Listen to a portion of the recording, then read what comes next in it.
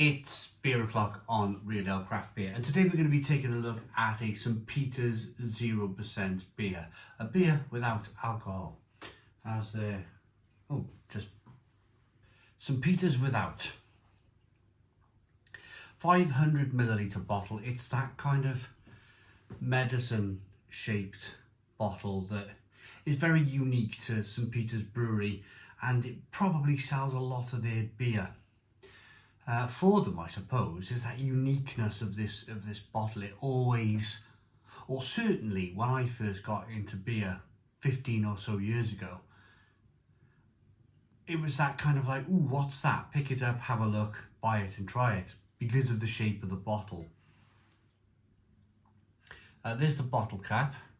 It's a dark brown greeny looking bottle, 0% beer, and I want to thank you guys. I want to thank you guys who watch and listen and reply to me in the comments box of my videos. So I recently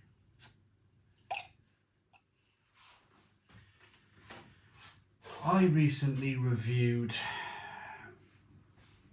what was it?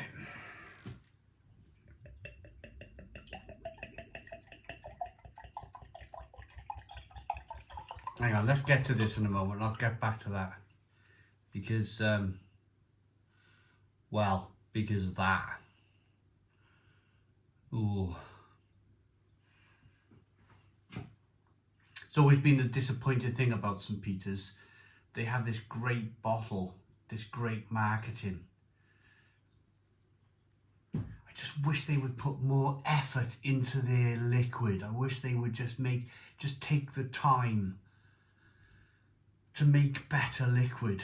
They could have become, they had this bottle, they had the branding, they have this kind of like, we brew our beer in an old barn, this ancient type of thing, and it's all really promising. And then you taste the little, you look at the liquid, you're like, oh man, that is as flat as a pancake. Look at it. Dark brown liquid here. I can't call it beer because it's non-alcoholic. I suppose you could call it a malty drink, couldn't you? That's really uninspiring. That is really, really uninspiring. It's January, it's cold. I've got my big, thick, insulated jacket on because it's 13 degrees in this conservatory. And I'm faced with this.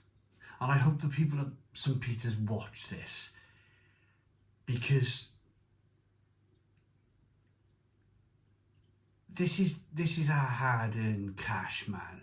This is like, it's hard enough doing dry January or trying to do dry January, but when you pour liquids like this, I mean, I hope it's good.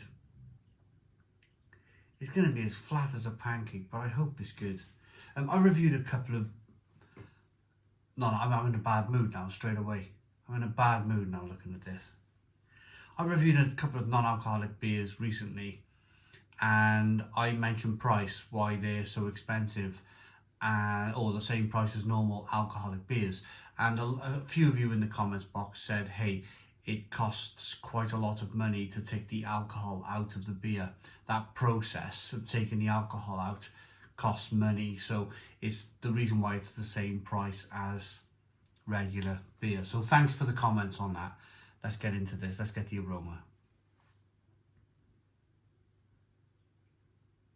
It's just weird. I'm pretty just Horlicks, a malty kind of worty.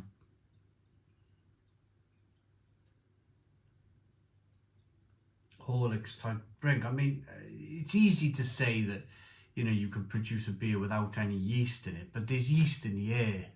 That's the problem, is that if you did just go, right, here's some wort, it will catch on anyway. It will kind of, yeast is in the air, it will become alcohol anyway. So they do have to be careful, or they do have to kind of reverse the process of taking the alcohol out of the beer and making sure that that malty wortiness has kind of disposed of all of his sugars. Yeah, let's dive in. Cheers, everybody. It smells like brown bread.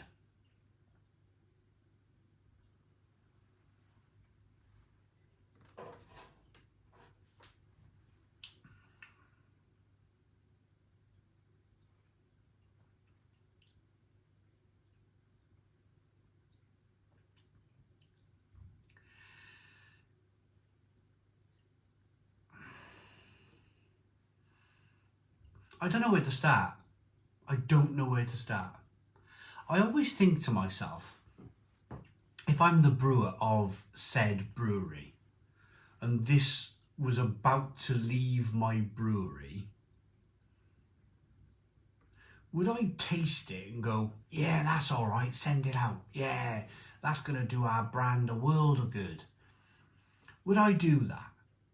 Or would I go,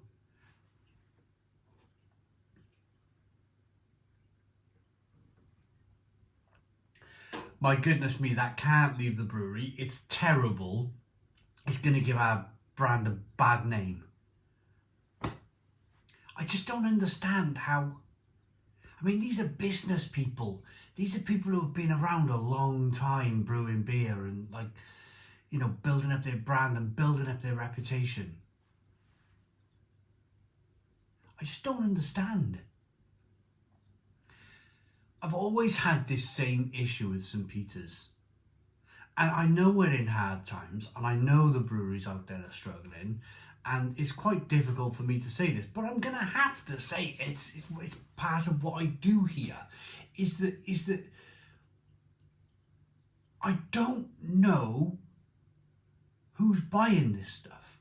I don't know. There is an example. I went down to Salisbury and I did the pubs and bars of Salisbury about 3 years ago, 2 or 3 years ago now. And I bumped into Phil Harding from the Time Team, and he was like absolutely like Hopback Brewery, they're the best thing since sliced bread and whatnot, and I'm going to drink Summer Lightning pint after pint, and this tastes great, this tastes fantastic. And I had a pint of it and I was like, blimmin' heck, this is infected. This is infected and it's awful and I can't believe you're drinking it. But there's certain people out there, they're so like proud of their local brewery. They're so like, it's like their pride. It's like, you know, that it's local and it comes from the town. They're proud of their town and that's the reason why they're drinking it. But beyond that,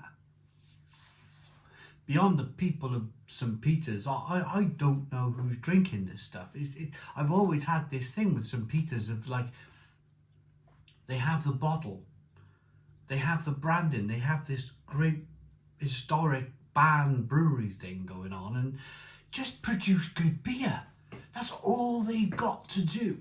That's all they've got to do is produce good beer, make decent beer, and they are onto a winner. Absolutely onto a winner. I can't understand why they just continue down this road of like banging this stuff out. It's awful, absolutely awful. Ugh. I don't know. I don't know what else I can say. Perhaps I should just stop the review there, because you can see that it's a dud. You can see that it's a complete dud by looking at it. There's no carbonation, there's no head retention, there's just nothing about it. And they've gone, oh yeah, that's all right, send it out the brewery, yeah, people will buy it, yeah. It just is beyond comprehension. 1 out of 10.